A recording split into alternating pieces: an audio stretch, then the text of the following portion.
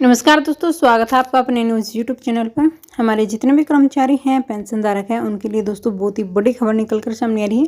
जी हाँ दोस्तों, आज हम आपके लिए लेके आए 2 ब्रेकिंग न्यूज। जैसे कि दोस्तों त्योहार का सीजन चल रहा है और इसी पर सरकार ने हमारे लाखों केंद्रीय कर्मचारी जो पेंशन भोगी उनको एक बड़ा तोहफा दिया है।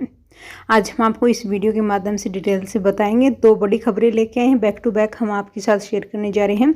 सबसे पहले दोस्तों हमारे कर्मचारी पेंशनरों के लिए, फिर हमारे जो अग्निवीर सैन्य कर्मचारी हैं उनके बारे में बताएंगे। सरकार ने क्या कुछ ऐलान किया है, क्या कुछ फैसले लिए हैं।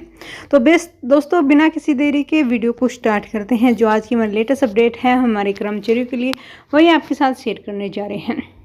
केंद्र की मोदी सरकार ने दीपावली से पहले केंद्रीय कर्मचारी और पेंशनरों को सौगात देते हुए 4% डीए बढ़ा दिया है। जी हाँ दोस्तों, आप बिल्कुल सही सुन रहे हैं। नई दरें 1 जुलाई 2023 से लागू होगी। ऐसे में जुलाई, अगस्त और सितंबर का भी एरियर आपको दिया जाएगा। कर्मचारी पेंशनरों को 46% डीए के साथ बोनस, और दोस्तों बोनस के साथ साथ आपके भत्ते और एरियर का भुगतान अक्टूबर की सैलरी के साथ दिया जाएगा। जो अक्टूबर की सैलरी आपको नवंबर में प्राप्त होती है दोस्तों, नवंबर के पहले सप्ताह में खाते में आपके आने शुरू हो जाएगी। वहीं केंद्र के बाद रेलवे, ओडिशा और कर्नाटक जैसे राज्यों में भी कर्मचारी और पेंशनरों के लिए डीए के साथ साथ जो बोनस देने का ऐलान भी कर दिया गया है। इससे केंद्र के 1 करोड़ से ज़्यादा जो राज्य के लाखों कर्मचारी पेंशनरों को लाभ दिया जाएगा। केंद्रीय कर्मचारी को 1 जुलाई 2023 से 42% की जगह पर अब 46% महंगाई भत्ता, और जो हमारे पेंशन भोगी हैं उनको महंगाई राहत का लाभ दिया जाएगा। इससे 48 लाख कर्मचारी और 67 लाख पेंशन भोगी लाभान्वित होंगे, और 18,000 रुपये जिनकी बेसिक पे है कर्मचारी को 8,280 रुपये, और जिनकी 50,000 रुपये सैलरी है उनको 23,000, और जो 52,000 रुपये वाले हैं उनको 24,000 रुपये तक इसका प्राप्त होगा। वहीं हम बात करें जिनकी राशि 56,900 रुपये है, उनको 27,312 रुपये का सालाना लाभ मिलेगा। यदि किसी पेंशन को 20,000 रुपये पेंशन मिलता है, यदि किसी पेंशन को 20,000 रुपये मिलता है तो महंगाई भत्ता 46% किए जाने के बाद 9200 रुपये महंगाई राहत यानी कि 20,800 रुपये पेंशन मिलेगी। वहीं 50,000 रुपये वालों को 46% के हिसाब से जो हमारे पेंशन भोगी हैं उनको डीआर है वो 52,000 रुपये तक दिया जाएगा। अब बात करेंगे आपके बोनस एरियर की दोस्तों। केंद्रीय कर्मचारी के अलावा और कौन कौन से राज्य में ये इसका लाभ दिया गया है कर्मचारी को। उड़ीसा के 4.5 लाख कर्मचारी और 3.5 लाख पेंशन भोगियों को 46% डीए और 3 माह का एरियर का लाभ दिया जा रहा है। उड़ीसा सरकार ने कर्मचारी पेंशन के महंगाई भत्ते में दोस्तों 4% की वृद्धि की गई है। ऐसे में 8 लाख कर्मचारी पेंशनों को बढ़े हुए डीए का लाभ नवंबर में अक्टूबर की सैलरी के साथ मिलेगा, और चूंकि नई दरें हैं वो जुलाई 2023 से लागू होगी।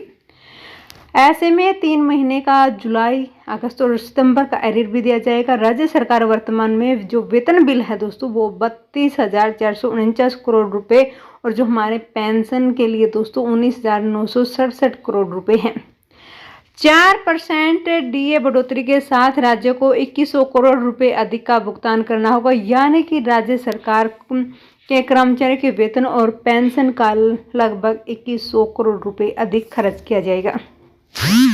इसके अलावा कर्नाटक सरकार ने भी कर्मचारी पेंशन के महंगाई भत्ते में 3.75% की वृद्धि की गई है। वहीं ICAR स्केल और AICTE UGC स्केल पर काम कर रहे लेक्चरर, जूनियर ऑफिसर्स के डीए में 4% की बढ़ोतरी की गई है, और इस संबंध में आदेश भी जारी कर दिए गए हैं, जिसके बाद राज्य के कर्मचारी का डीए 35% से बढ़कर 38.75% तक हो गया है। इसके अलावा जो सिक्किम के मुख्यमंत्री प्रेम सिंह तंगांग ने भी कर्मचारी के डीए में 4% की वृद्धि की गई है, यानी कि पहले कर्मचारी को 38% के हिसाब से डीए दिया जाता था, अब उनको 4% की जो महंगाई भत्ता वो बढ़ा दिया गया है, यानी 42% के हिसाब से दिया जाएगा, और 1 जनवरी 2023 से ही लागू किया जाएगा।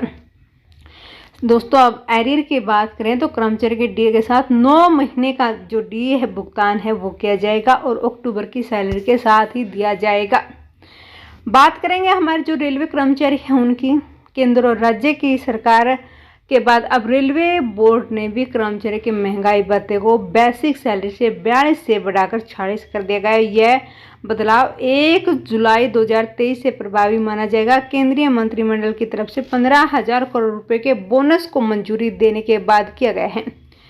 इससे सरकारी कर्मचारी के लिए डीए में 4% की इजाफा होगा। कर्मचारी को अगले महीने के वेतन में जुलाई से बकाया राशि के साथ बढ़ा हुआ डीए मिलेगा और बोनस के इस पैसे का भुगतान जैसे रेलवे कर्मचारी को दीपावली से पहले किया जाएगा। अब बात करेंगे हमारे जो सैन्य कर्मचारी हैं, जो अग्निवीर सैन्य कर्मचारी, उनकी जो पेंशन है उस पर क्या कुछ सरकार ने कहा है। दोस्तों, पूर्व सैन्य अफसरों की ओर से शहादत के मामले में अग्निवीरों के परिजनों को पारिवारिक जो पेंशन देने की मांग उठाई जा रही है। नियमित सैनिकों के आश्रितों को सेना भर्ती में भी प्राथमिकता दी जाएगी। ड्यूटी के दौरान साथ देने वाले अग्निवीरों के परिजनों के लिए हालांकि रक्षा मंत्री की सहायता करीब नियमित जवानों जैसी ही है, लेकिन जो फैमिली पेंशन जैसी कोई स्थायी सुविधा नहीं होने से सरकार पर लगातार दबाव बढ़ रहा है और सेना में और सेना से बाहर इस प्रकार की कई आवाज़ें भी उठाई जा रही दोस्तों कि देश के लिए शहीद होने वाले जवानों के परिजनों को पेंशन और अन्य सुविधा वो दी जाए। वहीं तीनों सेनाओं में पिछले साल अग्निपथ योजना शुरू की गई थी, जिसके तहत जवानों की 4 साल के लिए भर्ती का प्रावधान किया गया था। योजना के तहत अब अग्निवीरों की तैनात सेवाओं में अग्रिम मोर्चे पर होने लगी। वे नियमित सैनिकों की जो भांति कार्य भी कर रहे हैं और एक दिन पहले ही अग्निवीर की ड्यूटी के दौरान सियाचिन में शहादत हुई है। हालांकि इससे पहले भी एक अग्निवीर की मृत्यु हो चुकी है, लेकिन वह ड्यूटी के दौरान नहीं हुई थी। दूसरी घटना में सेना के अग्निवीर की देश के लिए हुई शहादत को सलाम किया तथा वह सभी लाभ उसे देने का ऐलान किया है जो नियमित सैनिकों को मिलता है। नियमित सैनिकों को जो पारिवारिक पेंशन का लाभ भी दिया जाएगा। पूर्व सैन्य अफसरों की ओर से शहादत के मामले में अग्निवीरों के परिजनों को पारिवारिक जो पेंशन देने की मांग उठाई जा रही है। नियमित सैनिकों के आश्रितों को सेना भर्ती में प्राथमिकता दी जाएगी और इस प्रकार का प्रावधान अग्निवीरों के मामले में नहीं किया गया। रक्षा मंत्रालय के सूत्रों के अनुसार अग्निपथ योजना को लेकर सरकार के पास अनेक सुझाव आए हैं और इसमें कुछ स्वीकार कर लिए गए हैं। योजना को सुधार के लेकर रक्षा मंत्री गंभीर है दोस्तों, जैसा कि 25% अग्निवीरों को नियमित करने के मौजूदा प्रावधान को 50% करने और शहादत की स्थिति में कुछ और लाभ परिजनों को दिए जाना शामिल है। सुझाव है कि 4 साल के कार्यकाल को भी थोड़ा और बढ़ाया जाए। ये थी आज की मेरी लेटेस्ट अपडेट। आशा करते हैं आपको वीडियो अच्छी लगी होगी। वीडियो अच्छी लगे तो लाइक ज़रूर करें, सब्सक्राइब करें और अपने दोस्तों के साथ ज़रूर शेयर करें। मिलेंगे नेक्स्ट वीडियो में एक और बड़ी अपडेट के साथ। तब तक आप सभी को धन्यवाद। जय हिंद, जय जवान, जय किसान दोस्तों।